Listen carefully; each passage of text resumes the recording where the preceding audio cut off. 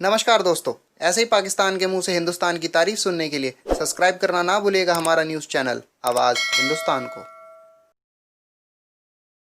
यहाँ वाजपेयी साहब आए थे, लाहौर में आए थे 99 में, और बहुत बड़ा पॉजिटिव स्टेप था। मैं समझता हूँ वो हमने बड़ा चांस मिस किया था। हमारी गलती थी, पाकिस्तान की गलती थी कि यहाँ पे आए, बस लेके आए, बहुत बड़ा इनिशिएटिव था। उन्होंने तमाम चीज़ें पीछे रख के, वाजपेयी साहब बड़े ये खुले दिल से आए। वो यहाँ मीनार पाकिस्तान भी गए। यहाँ तक आज हमें कहा जाता है भारत पाकिस्तान को एक्सेप्ट नहीं करता। मैं आज मीनार पाकिस्तान पे कह रहा हूँ, हमने दिल से आपको एक्सेप्ट किया। उससे बड़ा अच्छा डिक्लेरेशन आया जो आना चाहिए था, और बड़ी अच्छी किस्म की बातें भी हुई थी, गुड फील फैक्टर। हमें ये लगा पहली दफ़ा 65 के बाद कि शायद दोनों मुल्क जो हैं अब अपने मसले हल कर लेंगे।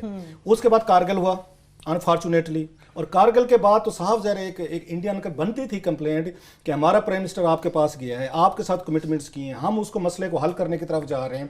डिक्लेरेशन साइन हुआ और जनरल मुशर्रफ साहब जो हैं वो कारगिल की चोटियों पे चढ़ गए। वो जो कुछ बाद में हुआ वो हमारे सामने, हमारा कसूर था, मैं मानता हूँ एटलीस्ट, मतलब हमें यह एहसास है कि हमें मौका ज़ाया नहीं करना चाहिए। वहाँ से वो ब्रीच ऑफ, वो क्राइसिस ऑफ कॉन्फिडेंस आया। ये फील किया इंडियंस ने कि पाकिस्तानी प्राइम मिनिस्टर वो कितना ही बेचारा हमारे साथ सिंसियर ना हो बात करने में, जब तक फौज उसके साथ वन पेज पे नहीं होगी तो पाकिस्तान के साथ बात नहीं हो सकती। बेनज़ीर भुट्टो ने कोशिश की थी, वहां पे राजीव साहब आए थे, गांधी साहब 89 में आए थे। उन्होंने बेनज़ीर भुट्टो साहबा को, उस वक्त की जो हमारी स्टैब्लिशमेंट थी, general Aslam Beg and company थे, उन्होंने उनको सिक्योरिटी रिस्क करार दे दिया कि ये बात क्यों कर रहे हैं इंडिया के साथ, क्यों यहाँ पे हो रही है। तो ये चीज़ें माजी में होती रही हैं। बेनज़ीर भुट्टो ने भी कोशिश की, नवाज शरीफ साहब ने भी कोशिश की, इवन बाद में यूसुफ रज़ा गिलानी वगैरह बहुत कमज़ोर वज़ीर आज़म थे, जरदारी साहब बड़े कमज़ोर प्रेसिडेंट थे। उस वक्त जनरल कियानी बिल्कुल पूरी अपनी माइट के साथ खड़े हुए थे। इन्हें इतनी इजाज़त नहीं थी कि इंडिया के साथ डील कर सकें, अमेरिका को करें, सिक्योरिटी अफगानिस्तान को करें। सो अंडरस्टैंडेबल था, उनका गिला बनता था। अब क्या है, अब एक प्राइम मिनिस्टर आया है और उसको वो मजाक उड़ाते हैं, जो मेरे लिए समझ की बात नहीं। कि अगर पाकिस्तान ने ग्रेजुएट किया, हमारी आर्मी एस्टेब्लिशमेंट जो है एक पॉलिटिकल प्राइम मिनिस्टर की बात सुनती है, उसको इज्जत देती है, उसको वहां पे जाके उसको ब्रीफिंग देते हैं, सैल्यूट करते हैं, गार्ड ऑफ ऑनर देते हैं, तो वो कहते हैं नहीं, हम तो उनसे, वो GHQ जो है वो हमसे बात करे या GHQ ज्यादा है।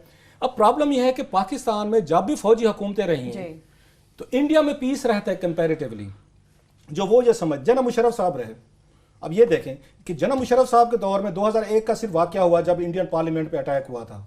उसके बाद उन्होंने जाके हाथ मिला लिया था वाजपेयी साहब से, जो कहते थे ना, मैं कारगिल पे हमने इंडिया को बड़ा दबोचा हुआ था, तो नवाज शरीफ साहब अमेरिका चले गए, पता नहीं हमने क्या कार गुजरना था। आप तो खुद बैठे थे ना जनरल मुशर्रफ साहब, तो ना जाते वाजपेयी साहब से, हाथ ना मिलाते, कारगिल का स्कोर सेटल कर लेते। लेकिन जब खुद पावर में है मुशर्रफ साहब, ही emerged as the peace maker कि इंडिया के साथ पीस करना है। जब आउटसाइड बैठे थे, जब नवाज शरीफ साहब वजीर आजम थे, तो ही emerged as the trouble maker। सो ये चीजें कंट्राडिक्शंस हैं हमारे अंदर जो सबको नजर आती थी। लेकिन ये दाद दें कि जब उनका बैठ के मुआहदा किया जनरल मुशर्रफ ने कि अब हम क्रॉस बॉर्डर टेररिज्म नहीं होने देंगे, रोकेंगे, तो इंडिया में कोई भी पटाखा भी नहीं बजा। आप देख लें 2001 के बाद 2004 में वाजपेयी साहब आए यहाँ पे, 2007-8 जो ही वो निकले, उसके बाद आप देख लें 2008 में बम्बे हो गया। सो इंडियन फील करते हैं कि अगर पाकिस्तान में, जैसे यहाँ पे जनरल जिया साहब थे, इंडिया में कोई टेररिज्म हमें नजर नहीं आता वहां पे एज सच, वैसे तो ठीक कन्फ्लिक्ट रही।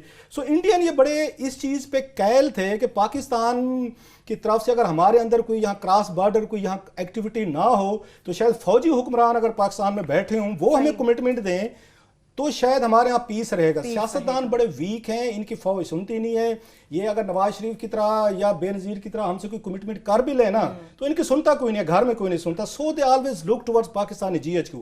अब उनसे ये बात हजम नहीं हो रही कि आज इमरान खान अनाउंसमेंट कर रहे, DGISPR ने तो नहीं किया, वो करते ना, प्रिजनर तो उनके पास है ना। सो उनसे ये चीज हजम नहीं हो रही, और उन्होंने इसका आके मजाक बनाना शुरू कर दिया कि इमरान खान को फौज क्यों सपोर्ट करती है। लास्टली 2 इंटरव्यूज़ की मेरा ख्याल है, मैं उनका रेफरेंस देना चाहता हूँ। ये बड़े ज़बरदस्त, यहाँ पे इंडिया के हाई कमिश्नर रहे हैं, पाकिस्तान में थे, उनके शिव शंकर ये मेनन साहब, बड़ा ज़बरदस्त साहब है, उनका फॉरेन सेक्रेटरी भी रहे हैं, NSA भी रहे हैं।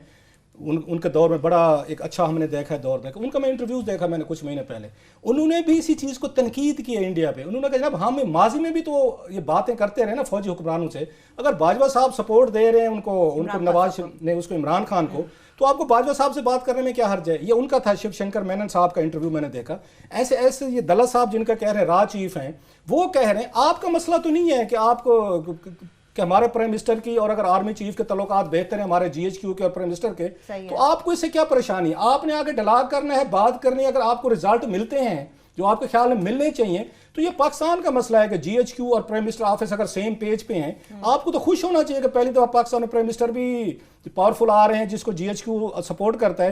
तो यही मुझे कंप्लेंट है इंडिया से कि उन्होंने अपने इसके लिए कभी पाकिस्तान के पॉलिटिकल प्राइम मिनिस्टर्स को वो सपोर्ट नहीं दी, कंसेशन नहीं दी। मसलन 2 मौकों पे उन्हें देनी चाहिए थी कि जब यहाँ मुंबई अटैक्स हुए थे, उन्हें पाकिस्तान के साथ तल्लुकात ख़राब नहीं करने चाहिए थे। उस वक्त पॉलिटिकल हुकूमत को एंगेज रखते, मजबूत करते, तल्लुकात भी रखते और उनसे बातचीत भी करते, दबाव भी बेशक रखते। उन्होंने बिल्कुल वो आगे ख़त्म किया।